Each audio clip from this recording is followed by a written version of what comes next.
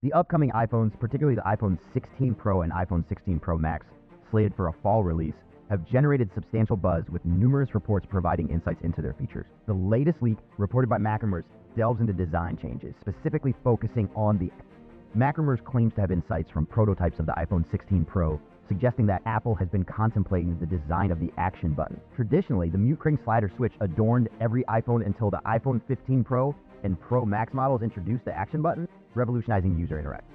The action button, offering press and hold functionality, replaced the slide action, providing enhanced versatility. It could be customized for various features such as quick access to the camera magnifier, translate, and more, with the flexibility to configure additional capabilities via shortcuts.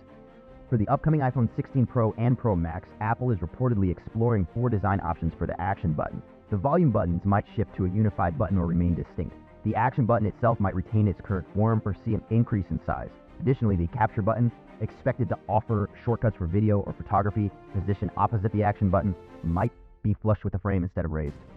Prototypes indicate a flush option for the action button, along with various size possibilities while maintaining 2 separate volume buttons. The action button, previously capacitive touch, now seemingly resembles the current physical button on the iPhone 15 Pro.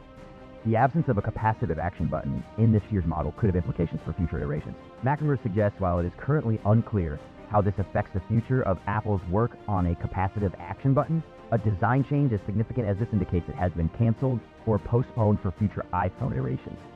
While there's room for changes, hardware alterations are likely concluding around this time, if not already completed. The anticipation for the iPhone 16 Pro and Pro Max grows as we approach the fall release.